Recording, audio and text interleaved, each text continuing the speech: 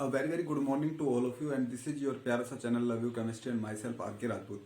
So guys आज हम पढ़ने वाले हैं SN-NGP reactions. NGP stands for Neighboring Group Participation Reaction, and these reactions are very important. These reactions are not important for 12th student. This is important for MSc students and for JEE, for NEET and for NET, JRF वगैरह वगैरह, and for PGT students. So this is very important reaction after SN1 and SN2. For 12th students, SN1 and SN2 reaction is important for 12th and 11th student. Okay. So what is the mean of NGP, Neighboring Group participation? Means जैसा कि नाम से ही पता लग रहा है मुझे, neighbouring group, यहाँ पे कोई पड़ोसी ग्रुप क्या करेगा, पार्टिसिपेट करेगा रिएक्शन में. रिएक्शन में कोई नाइबरिंग ग्रुप, कोई पड़ोसी ग्रुप क्या करेगा, पार्टिसिपेशन करेगा. मीन्स मॉलिक्यूल में ही कोई पड़ोसी ग्रुप होगा और वो ही रिएक्शन को इनिशिएट करेगा. तो हम देखते हैं रिएक्शन को क्या होता है. सबसे पहले अगर मैं बात करूँ तो जो रिएक्शन होती है मच मच फास्टर देन आपकी SN1 reaction and SN2 reaction. SN1 और SN2 रिएक्शन से आप कह सकते हो 1000 टाइम फास्टर होती है. ठीक है ना. These are much faster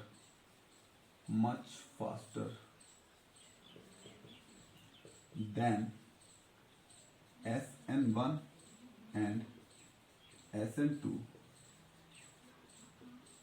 reactions. SN1 और SN2 रिएक्शन से बहुत ज्यादा फास्टर रिएक्शन होती है, मीन्स 1000 टाइम फास्टर होती है. ठीक है. अब अगर मैं यहाँ पे एक एग्जांपल लूं तो एग्जांपल कुछ इस टाइप से, लेट से मेरे पास यहाँ पे है लिविंग ग्रुप और यहाँ पे कोई लोन पेयर कंटेनिंग ग्रुप यहाँ पे रखा है मेरे पास. ठीक है ना.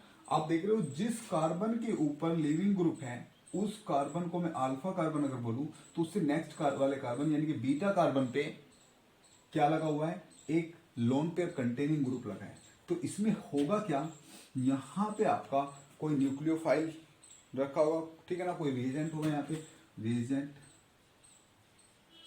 तो देखो पहले रिएक्शन पहले इंटर मोलिकुलर रिएक्शन ना होके उससे पहले इंट्रा मोलिकुलर रिएक्शंस होती है, क्योंकि अगर मोलिक्यूल के अंदर ही कोई न्यूक्लियोफाइल और इलेक्ट्रोफाइल है तो वहीं पे अटैक होना ज्यादा प्रोबेबल होता है देन आउटर अटैक के. ठीक है ना. अगर मैं इसमें बात करूं, लेट से I have a nucleophile here, मैं रिएजेंट को भी स्पेसिफाई कर देता हूं कि यहाँ पे जो न्यूक्लियोफाइल है.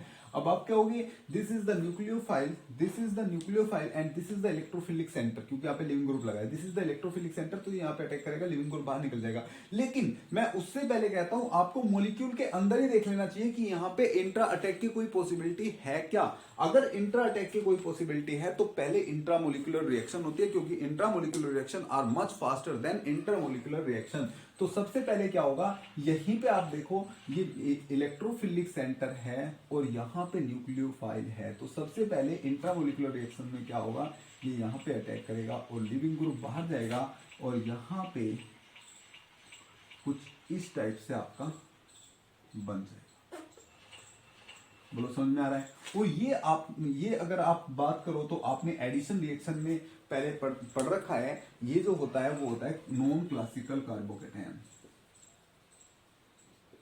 क्लासिकल कार्बोकेटायन, तो ये नॉन क्लासिकल कार्बोकेटायन टाइप है. तो यहाँ पे जो इंटरमीडिएट बन रहा है वो एक 3 मेंबर्ड ट्रांजिशन स्टेट बन रही है और वो क्या है आपका एक नॉन क्लासिकल कार्बोकेटायन फॉर्मेशन हो रहा है. ठीक है ना. अब ध्यान से सुनो. अब है आपके पास न्यूक्लियोफाइल. जो क्वेश्चन में न्यूक्लियोफाइल दिया है वो क्या करेगा, वो यहाँ पे जाके अटैक करेगा इस कार्बन पे, यहाँ पे जाके अटैक करेगा और यहाँ से ये रिंग ओपन हो जाएगी और आपको ये, क्योंकि एक्स प्लस है ना, तो आपको क्या मिलेगा, CH2 पे X जुड़ गया इधर और इधर CH2 पे यहाँ पे आके न्यूक्लियोफाइल जुड़ जाएगा. तो अब आप ध्यान से देखना, जहां से लिविंग ग्रुप हटा था वहीं पे आके न्यूक्लियोफाइल जुड़ रहा है. मींस इन रिएक्शन में क्या होता है, रिटेंशन इन कॉन्फिगरेशन होता है.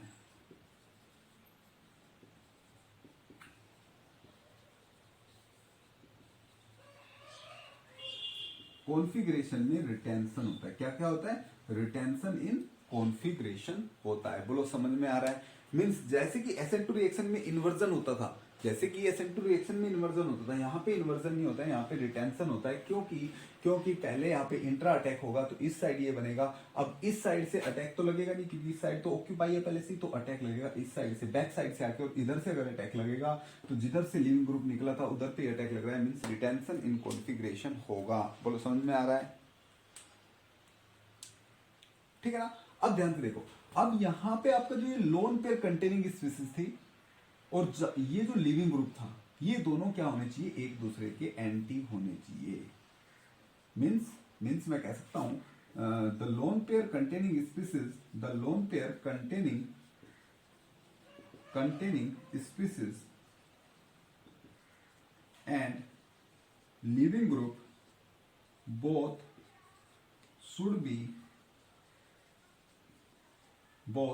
should be anti to each other। वो एक दूसरे के क्या होने चाहिए, एंटी होने चाहिए, तभी इधर से अटैक करेगा और लिविंग ग्रुप बाहर निकलेगा। So this is the must condition. बोलो समझ में आ रहा है? ठीक है जी। चलो अब हम इससे आगे चलते हैं, थोड़ा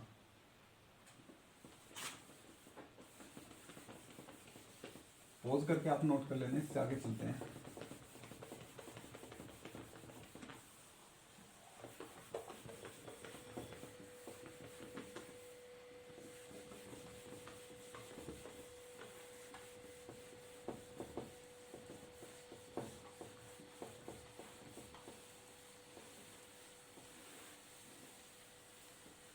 ओके, अब यहां पे मैं देखता हूं, टाइप्स की बात करता हूं। Types of NGP reaction. तो फर्स्ट टाइप क्या होता है? फर्स्ट होता है एनजीपी बाई लोन पेयर और अनशेयर्ड पेयर ऑफ इलेक्ट्रॉन्स।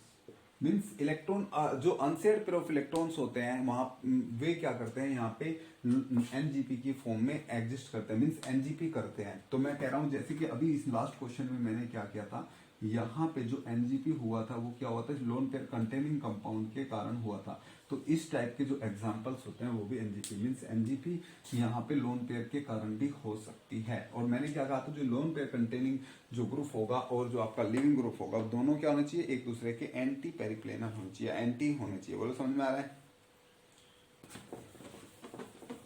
दूसरा क्या हो सकता है? दूसरा हो सकता है एनजीपी रिएक्शन, हम सबको पढ़ेंगे अच्छे से। NGP reaction by pi bond, pi bond से एनजीपी। एनजीपी पहला हमने देखा था लोन पेयर से, दूसरा एनजीपी हमने देखा पाई बॉन्ड से एनजीपी। ठीक है ना। तीसरा होने वाला है NGP reaction by pi bond हो गया,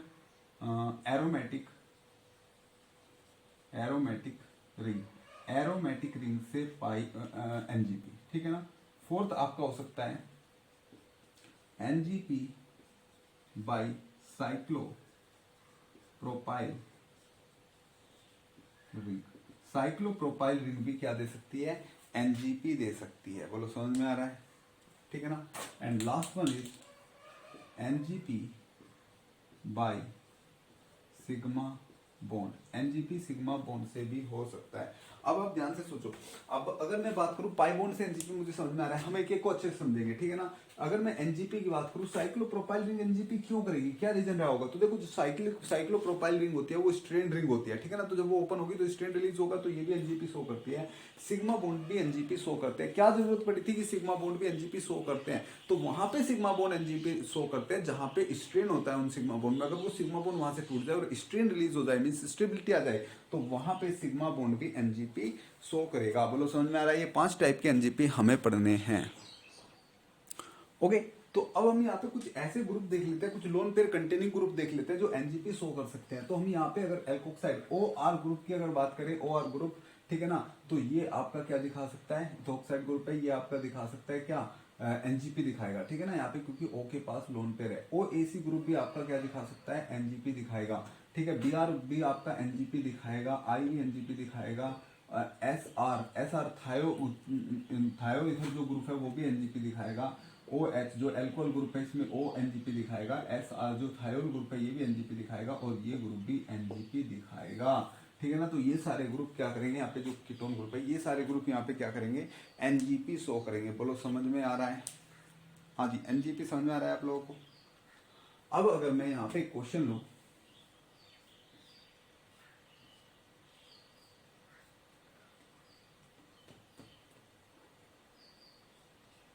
अगर मैं इस क्वेश्चन की बात करूं, इस क्वेश्चन को लूं, तो इस क्वेश्चन में जस्ट आप देख रहे होंगे, अगर मैं यहां से इस आई को किसी न्यूक्लियोफाइल से निकलाऊं तो वो इंटरमोलिकुलर रिएक्शन होगी, लेकिन अगर क्या इसमें इंट्रामोलिकुलर की पॉसिबिलिटी है, तो बहुत अच्छे से पॉसिबिलिटी है। ये यहाँ पे अटैक करेगा और आई बाहर निकल जाएगा। अगर ये यहाँ पे अटैक करेगा 1 2 3 4 5 1 2 3 4 5, तो 5 मेंबर की 2 रिंग बनेगी, 5 मेंबर की 2 रिंग बनेगी, और 5 मेंबर की 2 रिंग आपकी स्टेबल होती है, बिल्कुल बन सकती है 2 रिंग। ठीक है ना, तो ये आपका यहाँ पे ये रिएक्शन हो जाएगा एनजीपी रिएक्शन। बोलो समझ में आ रहा है? ठीक है ना, तो इस टाइप से आपके ये रिएक्शंस हो जाते हैं। अब अगर मैं बात करूं,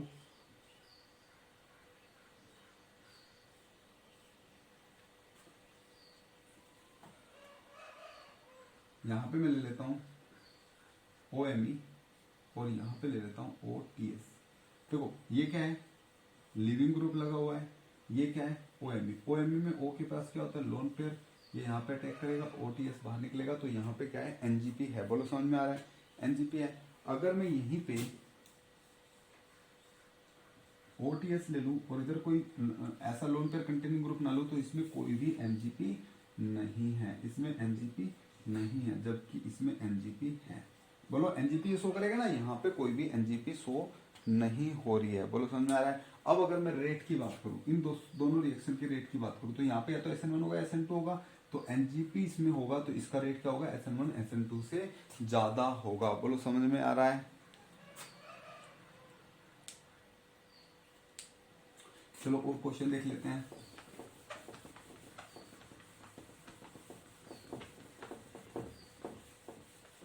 और क्वेश्चन देख लेते हैं।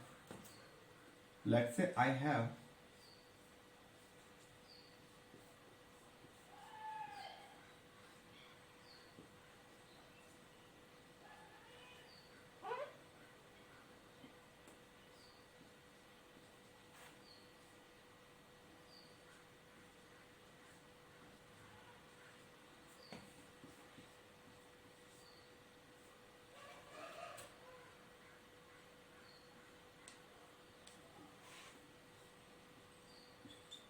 SR हो गया, HCl हो गया, HCl हो गया, और क्या हो सकता है?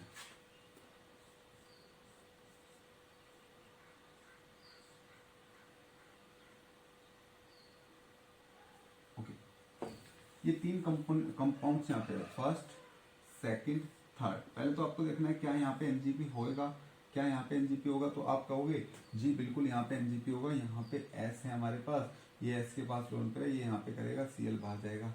क्या इसमें एनजीपी होगा? मैं कहूंगा हाँ जी ये तो सेम ही है, इसमें भी एनजीपी होगा, सीएल बाहर निकल जाएगा। आप कहोगे क्या इसमें एनजीपी होगा? तो मैं कहूंगा नहीं, इसमें एनजीपी नहीं होगा क्योंकि ये एंटी नहीं है। अगर मैं 4 की बात करूं, नंबर 4 की, क्या इसमें एनजीपी होगा? नहीं, इसमें कोई एनजीपी नहीं होगा क्योंकि कोई लोन पेयर कंटेनिंग ग्रुप नहीं है। तो इसमें एनजीपी होगा, इसमें भी एनजीपी होगा, इसमें एनजीपी नहीं होगा, इसमें एनजीपी नहीं होगा। अब अगर मैं आपको ये क्वेश्चंस दे दूं, ठीक है ना, ये आपका फर्स्ट हो गया, ये सेकंड हो गया और ये आपका थर्ड हो गया, तो आपको बताना है इसमें रेट सबसे ज्यादा किसका होगा। तो मैं कहूँ सबसे पहले रेट ए का होगा, फिर सी का होगा और फिर बी का होगा। ऐसा क्यों? देखो ए में क्या है, एनजीपी है, ठीक है ना, इसमें ना तो इसमें एनजीपी है ना इसमें, लेकिन इसमें एक बल्कि ग्रुप यहाँ पे लगा हुआ है जिसके कारण हिंड्रेंस होगा। तो या आप कह लो इसके पास भी लोन पे, इसके पास भी लोन पे, तो रिपल्सन होकर हिंड्रेंस होगा। तो इसमें तो आपका एनजीपी भी नहीं है और हिंड्रेंस भी हो रहा है, तो इसमें रिएक्शन कम होगा, इसमें रिएक्शन ज्यादा होगा। तो 1 2 3, बोलो समझ में आ रहा है?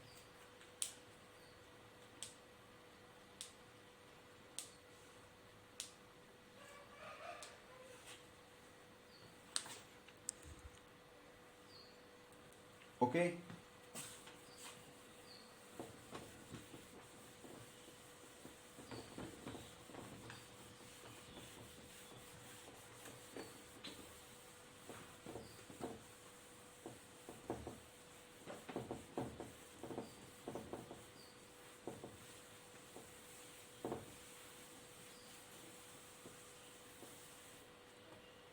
Okay, next question. 6 member ring है और यहाँ पे लगा है NMe2 और यहाँ पे लगा है OTS।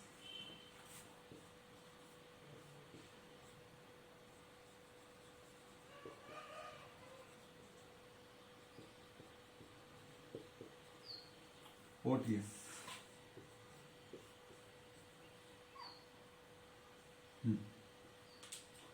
तो ये दो क्वेश्चन आपको दिया है, पूछा है किसमें एनजीपी है, तो आप कहोगे ये सर एनटी है, इसमें एनजीपी है। वैसे भी आपको अगर आपके पास कहीं पे भी 6 मेंबर का क्वेश्चन है तो प्लीज उस क्वेश्चन को करने के लिए आपको क्या बनाना है, उसको ऐसे क्वेश्चन को करने के लिए आपको पहले 6 मेंबर रिंग बना लेनी है।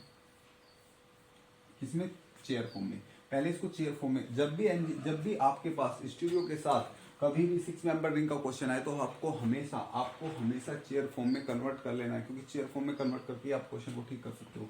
तो यहाँ पे अगर मैं बात करूँ तो यहाँ पे है NMe2 और यहाँ पे है OTS। देखो ये भी अप है, ये भी अप है। कैसे करोगे आप? ध्यान से सुनो, मैं आपको थोड़ा चेयर का कंसेप्ट बताता हूँ। तो चेयर का कंसेप्ट बहुत ही सिंपल होता है, ध्यान से सुनो। अगर किसी पे आपको अप ग्रुप लगाना है तो अप ग्रुप लगेंगे ऐसे। अगर आपको डाउन ग्रुप लगाना है, अगर आपको डाउन ग्रुप लगाना है तो डाउन ग्रुप कुछ लगेंगे ऐसे।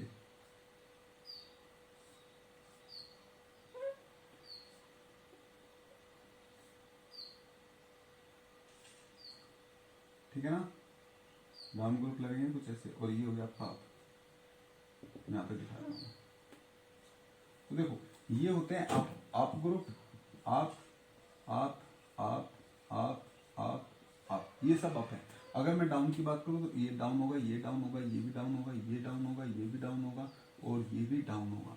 ठीक है ना? अप डाउन की बात हमने कर ली। अब हम बात करते हैं एक्सियल और इक्वेटोरियल बॉन्ड की। तो देखो ये बॉन्ड होते हैं एक्सियल, एक ये भी एक्सियल है, ये भी एक्सियल है, ये एक्सियल बॉन्ड होते हैं। ये वाले होते हैं इक्वेटोरियल बॉन्ड, ये इक्वेटोरियल होते हैं, ये एक्सियल होते हैं। ठीक है? और मैं अगर बात करूं तो इसमें देखो ये एक्सियल है, ये इक्वेटोरियल है, इसमें ये एक्सियल है और यहाँ पे बना देता हूँ ये इक्वेटोरियल है। डाउन है, इक्वेटोरियल है। ये आपका एक्सियल है, ये इक्वेटोरियल है, इसमें ये एक्सियल है, ये इक्वेटोरियल है।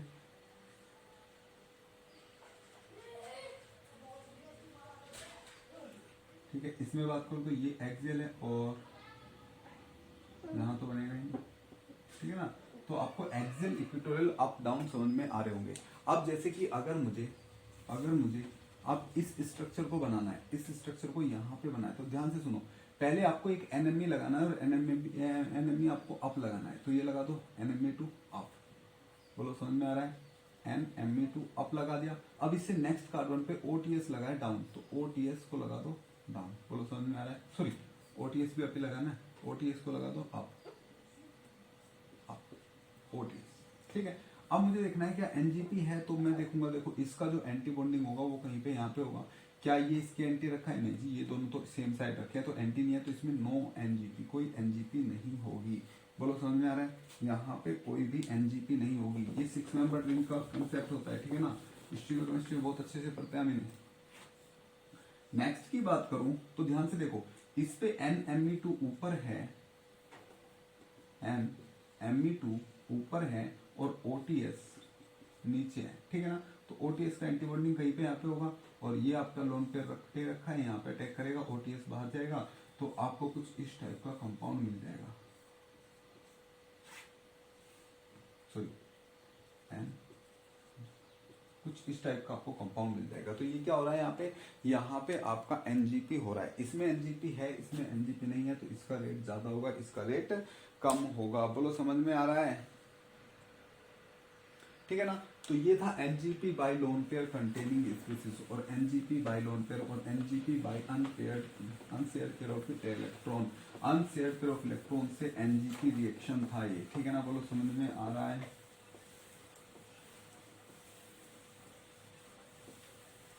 ओके, अब मेरे पास यहाँ पे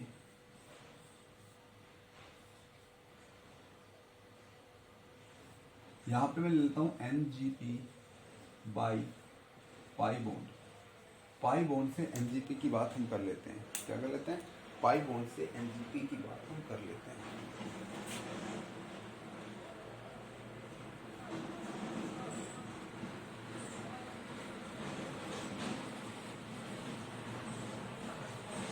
चलो हम इन दोनों की बात कर लेते हैं। अगर मैं ऊपर वाले क्वेश्चन में बात करूँ तो यहाँ पे लिविंग ग्रुप है और लिविंग ग्रुप के एंटी क्या होता है, उसका एंटी बॉन्डिंग होता है। तो अब क्या होगा, यहाँ से जो पाई बॉन्ड है ये इसे एनजीपी देगा और ये आउट निकल जाएगा।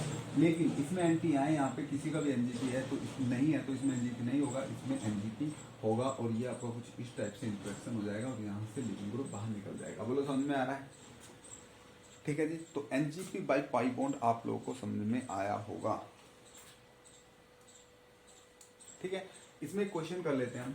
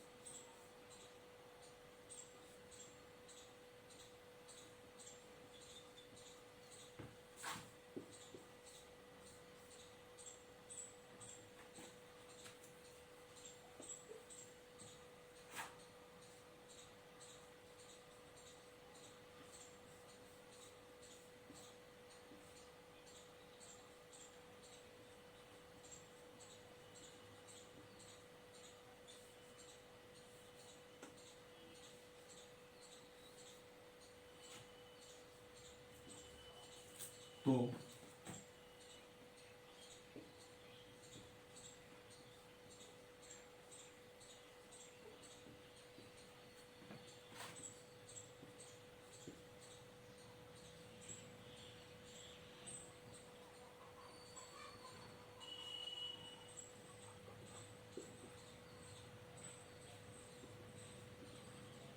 ओके, इसे मैं ए बोल देता हूँ, इसे बी बोल देता हूँ, इसे सी बोल देता हूँ, इसे डी बोल देता हूँ, इसे ई बोल देता हूँ और इसे एफ बोल देता हूँ।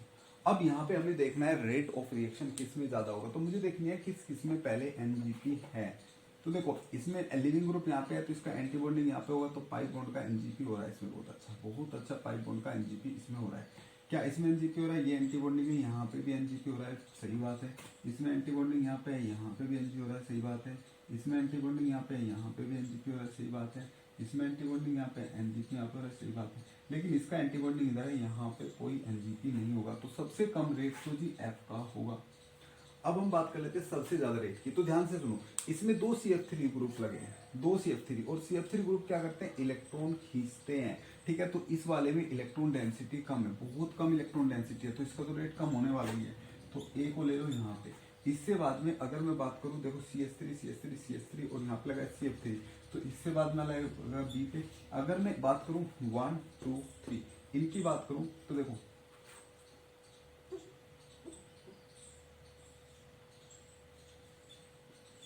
तो यहाँ पे क्या है, फिर इसका रेट होगा क्योंकि इसमें भी एक CF3 लगा हुआ है, लेकिन एक देने वाला भी लगा है तो इससे कम होगा।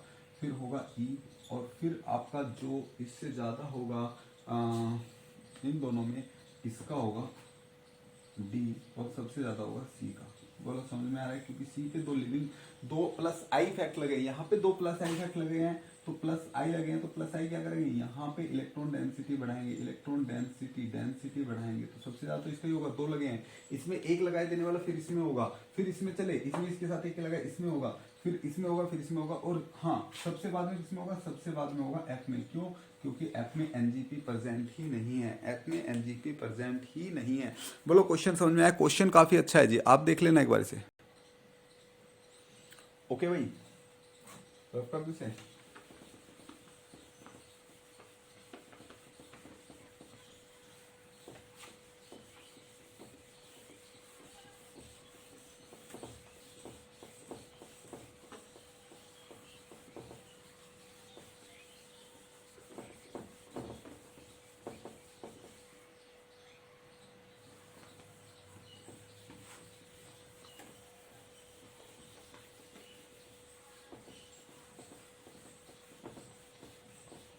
चलो, आपको यहाँ तक समझ में आया होगा। बोलो यहाँ तक फंडा समझ में आया आपको एनजीपी का? अब हम देख लेते हैं नंबर 3 पे एनजीपी बाई बेंजीन रिंग और NGP by aromatic ring. Aromatic ring का एनजीपी कैसे होगा, ध्यान से सुनना।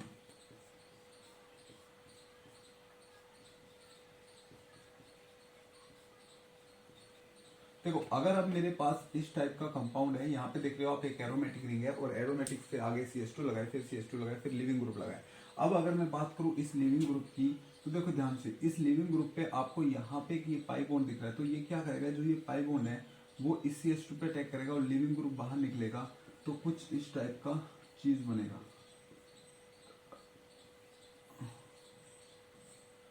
तो आप कहोगे सर यहाँ पे तो मीन्स यहाँ पे तो ये जो आपका एरोमेटिक रिंग है उसका एरोमेटिसिटी लूज हो रहा है, तो ऐसे कैसे हो जाएगा, तो ऐसे हो सकता है, बिल्कुल ध्यान से सुनो। अब जैसे यहाँ पे न्यूक्लियोफाइल होगा तो न्यूक्लियोफाइल अटैक करेगा यहाँ पे, जैसे यहाँ पे अटैक करेगा ये बॉन्ड फिर से नहीं जाएगा, ठीक है ना, वो तो फिर से स्टेबलाइज होगा, तो फिर से एरोमेटिक रिंग ही बनेगा, ये तो एरोमेटिक रिंग ही बनेगा। बस यहाँ पे क्या होगा आपका, यहाँ पे आके जुड़ जाएगा लीविंग ग्रुप। बोलो समझ में आया, ठीक है। तो रिएक्शन थोड़ा फास्ट हो जाएगी। वैसे आप देख रहे हो SN2 टाइप ही रिएक्शन हो रही है यहाँ पे, लेकिन बस रिएक्शन थोड़ा एनजीपी ने रिएक्शन को क्या कर दिया, फास्ट कर दिया, इनिशिएट कर दिया एनजीपी ने रिएक्शन को। बोलो समझ में आ रहा है। लो जी।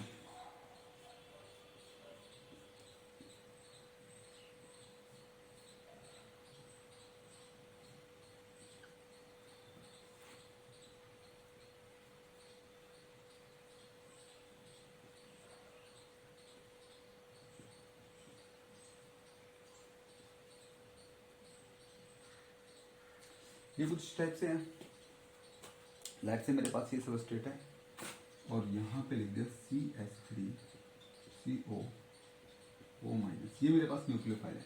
तो सबसे पहले हम देखेंगे क्या एनजीपी है, बिल्कुल है जी एनजीपी। एनजीपी कहाँ है बोलो, कहाँ पे समझ में आ रहा है आपको एनजीपी है, तो ये बॉन्ड आएगा यहाँ पे टूटेगा, लिविंग ग्रुप जाएगा बाहर, जैसे ये यहाँ पे अटैक करेगा तो ये कुछ ऐसा बनेगा, यहाँ पे आ जाएगा प्लस,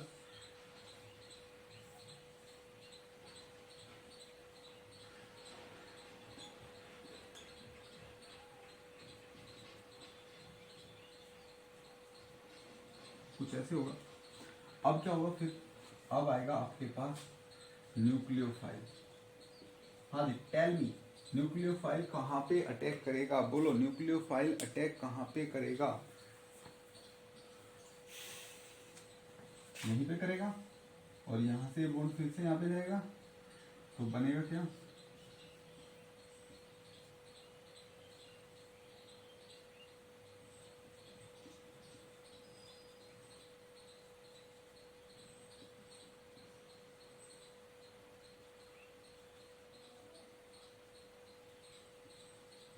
कुछ इस टाइप का आपको सबस्ट्रेट मिलेगा। बोलो समझ में आ रहा है। ओके, तो हम नेक्स्ट केस देख लेते हैं, NGP by cyclopropyl ring. Cyclopropyl ring एक स्ट्रेन रिंग होती है, तो वो भी एनजीपी शो करती है। ध्यान से देखो, अगर मैं इन सिस्टम्स की बात करूं, इन सिस्टम्स की, तो इन सिस्टम में दो केस होते हैं। देखो यहाँ पे जो ये बॉन्ड होते हैं, इन बॉन्ड को हम बोलते हैं एक्सो बॉन्ड, और जो बॉन्ड ऐसे होते हैं इन्हें बोलते हैं एंडो बॉन्ड। नीचे की साइड एंडो, ऊपर की साइड एक्सो। अब अगर मैं इस रिंग की बात करूं तो देखो एच कहाँ पे लगे हैं, एक्सो पे लगे हैं, और जो रिंग है वो कहाँ पे लगी है, एंडो पे लगी है। यहाँ पे अगर मैं बात करूं तो रिंग एंडो पे लगी है और एच कहाँ पे लगे हैं, एक्सो पे लगे हैं। अब अगर मैं इस रिंग की बात करूं तो ये रिंग यहाँ पे एनजीपी शो करेगी, ये रिंग यहाँ पे क्या करेगी, एनजीपी शो करेगी। यहाँ पे देखो लिविंग ग्रुप पे, लिविंग ग्रुप बाहर, एनजीपी शो करेगी, बट ये रिंग एनजीपी शो नहीं करेगी। क्यों, क्योंकि रिंग पहले से ही एक्सो में है, रिंग पहले से ही एक्सो में है। अब जो न्यूक्लियोफाइल होगा वो कहां से अटैक मारेगा, वो एंडो से आके अटैक मारेगा, एंडो अटैक। और एंडो अटैक इसमें नहीं होगा। क्यों नहीं होगा एंडो अटैक, क्योंकि इन रिंग्स में जो कैविटी का हिंड्रेंस होता है वो बहुत ज्यादा होता है, कैविटी हिंड्रेंस, इनमें कैविटी हिंड्रेंस बहुत ज्यादा होता है। लेकिन इस केस में अगर बात करूं, क्योंकि रिंग आपकी एंडो पे जुड़ी है, तो अटैक एक्सो होगा, एक्सो अटैक होगा, ये आपका पॉसिबल अटैक होता है। एंडो अटैक पॉसिबल नहीं होता, क्योंकि एंडो अटैक में क्या होता है, आपका कैविटी होती है। बोलो समझ में आ रहा है, ठीक है ना।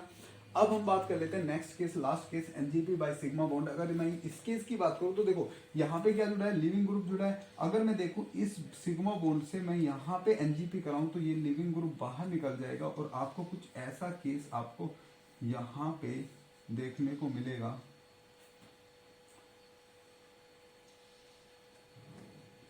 ये केस आपको देखने को मिलेगा। यहाँ पे क्लासिकल कार्बोकेटायन टाइप रिंग मिल रही है आपको, ठीक है ना। तो ये आपका जो एनजीपी होगा वो किससे हो रहा है, एनजीपी बाई सिग्मा बॉन्ड हो रहा है। तो आपको आई थिंक एनजीपी के सारे केस समझ में आए होंगे, बोलो समझ में आ रहा है जी। ओके, सो ये था आपका SN reaction by NGP, NGP से आपका एसएन रिएक्शन। अब नेक्स्ट लेक्चर में हम क्या करेंगे, नेक्स्ट लेक्चर में हम पढ़ेंगे SN reaction, nucleophilic substitution reaction by alcohol. Alcohol के साथ न्यूक्लियोफिलिक सब्स्टिट्यूशन रिएक्शन पढ़ने वाले हैं। अल्कोहल वहां पे सबस्ट्रेट होगा, जैसे कि अब तक एल्किल हैलाइड हमारा सबस्ट्रेट था, ठीक है। अब जो हमारा सबस्ट्रेट होगा वो अल्कोहल होगा, और अल्कोहल की जो रिएक्शंस होती है वो काफी इंपॉर्टेंट, वहां पे हाइड्रोलाइसिस होता है, वो सॉरी डिहाइड्रेशन होता है, काफी इंपॉर्टेंट रिएक्शन होती है अल्कोहल के एसएन रिएक्शन की। क्यों, क्योंकि अल्कोहल में जो OH ग्रुप होता है वो एक अच्छा लिविंग ग्रुप नहीं होता, तो पहले उसे एक अच्छा लिविंग ग्रुप बनाया जाता है, तब जाके वहां पे रिएक्शन कराई जाती है। तो आई होप आपको आज का लेक्चर अच्छा लगा होगा। तो प्लीज अगर लेक्चर अच्छा लगा है तो प्लीज लाइक करो, शेयर करो एंड सब्सक्राइब चैनल को करो। जो जिन्होंने अभी तक चैनल को सब्सक्राइब नहीं किया है, पहले के वीडियो नहीं देखे हैं, तो प्लीज चैनल को सब्सक्राइब करो और पहले के वीडियो को देखो, ठीक है ना। और प्लीज चैनल को ज्यादा से ज्यादा शेयर करो, जिससे कि सभी नीडेड पीपल को यहाँ पे यहाँ से पढ़ने का मौका मिले, ठीक है ना। और हमने इस बार नेट के लिए जूम क्लासेस भी चलाई हुई है, ठीक है ना। फ्री क्लासेस है जूम क्लासेस, अगर किसी को क्लास अटेंड करनी है तो वो कमेंट कर सकता है, ठीक है ना। अगर कोई सीरियस है मीन्स नेट के लिए, ऐसा नहीं कि कोई भी आया और ग्रुप से जुड़ गया, ये वो मैं उसकी बात नहीं कर रहा हूँ। बस मैं बात कर रहा हूँ जो सीरियस है नेट के बारे में, जिसे नेट क्लियर करना है, ठीक है ना, और जिसको मीन्स फ्री क्लासेस चाहिए, तो वो वहाँ पे जूम क्लासेस पे आ सकता है। वहाँ पे हम कुछ टॉपिक्स वहाँ पे कराने वाले हैं, बहुत ज़्यादा इंपॉर्टेंट टॉपिक्स। तो again thanks for cooperation, bye bye.